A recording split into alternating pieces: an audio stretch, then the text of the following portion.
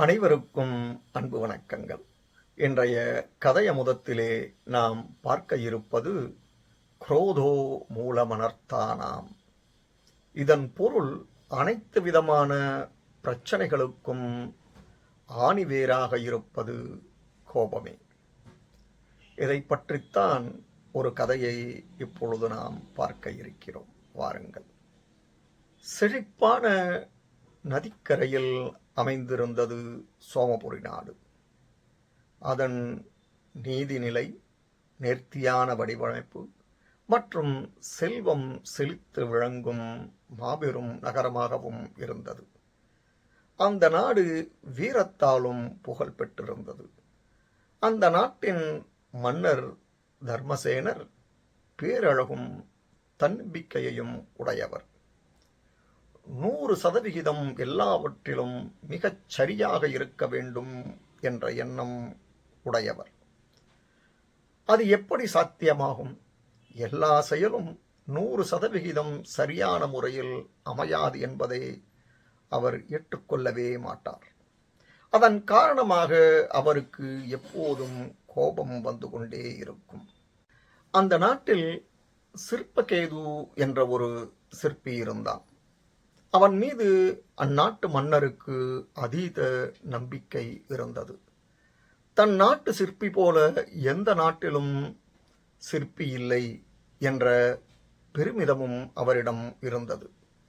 மன்னர் சொல்லக்கூடிய குறிப்புகளை வைத்து மன்னர் என்ன நினைக்கின்றாரோ அப்படியே சிற்பங்களை வடிவமைப்பதில் சிற்பகேது சிறந்தவர். அப்பேற்பட்ட சிற்பியை மன்னர் அழைத்து சில குறிப்புகளை கொடுத்தார்.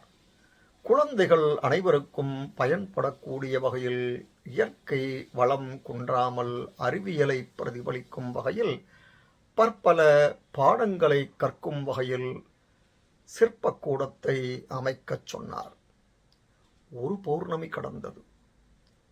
2 பௌர்ணமியும் கடந்தும் ஒரு கல்லை கூட நகர்த்தவில்லை அந்த சிற்பி. கேள்விப்பட்ட மன்னருக்கு மிகுந்த கோபம். சிற்பியை உடனே வருமாறு உத்தரவிட்டார். சிற்பி பவ்யமாக வந்து நின்றார். சிற்பக்கூட வேலை எந்த அளவில் இருக்கிறது எனக் கேட்டார் மன்னர். சிற்பி தடால் என மன்னரின் காலிலே விழுந்தார்.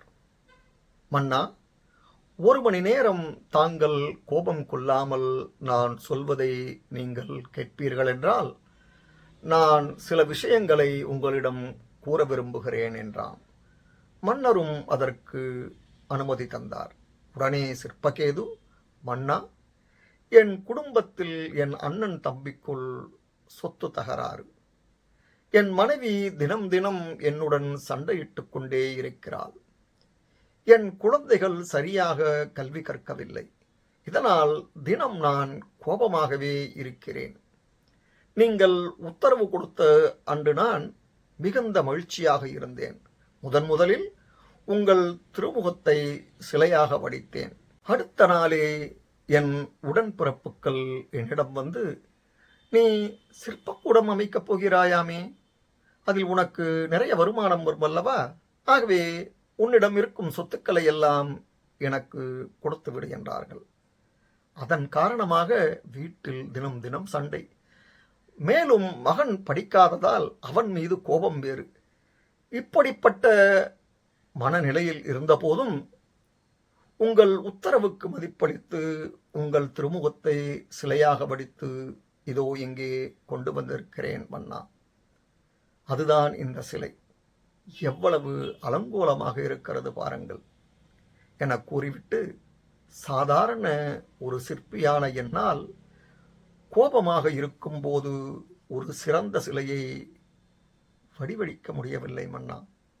ஒரு மனிதன் கோபத்தோடு இருக்கும்போது எதையுமே செய்ய முடியாது என்ற பாடத்தை தங்கள் சிற்பக்கூட வேலைதான் எனக்கு கற்றுக் கொடுத்தது. சிற்பி சொன்னதன் சூக்ஷ்மத்தை மன்னர் புரிந்து கொண்டார். மேலும் சிற்பிக்கு இன்னும் திருமணம் ஆகவில்லை என்பது மன்னருக்கு நினைவு வந்தது. சிரித்துக்கொண்டே, சிற்பியே, உனது சிற்பக்கூடத்தை நீ துவங்கு. உன் மன்னன் என்றிலிருந்து கோபத்தை துறந்தான். நீ சிற்பக்கூடத்தை முடிக்கும் அதே வேளையில் இந்த நாடும் மாபெரும் மாற்றத்தை அடைந்திருக்கும் என நான் உனக்கு உறுதியளிக்கிறேன். சிற்பகேது கண்ணீர் மழுக மன்னன் திருவடியை பற்றினான். சில மாதங்களுக்குப் பிறகு தீரா கோபி தர்மசேனர் என்ற பெயரிலிருந்து தீர்க்கதரிசி தர்மசேனர் என்ற புகழை பெற்றார். கோபத்தை கையாள்வது என்பது ஒரு சிறந்த கலையாகும். அதற்கான பயிற்சி சாதாரணமானதல்ல. கோபத்தை கையாள தொடர்ந்து பயிற்சி எடுத்துக்கொண்டே இருந்தால்தான் கோபமெனும் சத்ருவை அடக்க முடியும். இப்போது புரிகிறதா? குரோதோ மூலம் அனர்த்தானாம். எல்லாவித பிரச்சனைகளுக்கும் மூல காரணமாக இருப்பது கோபமே. ஆகவே உணர்ந்து செயல்படுங்கள். நன்றி, வணக்கம்.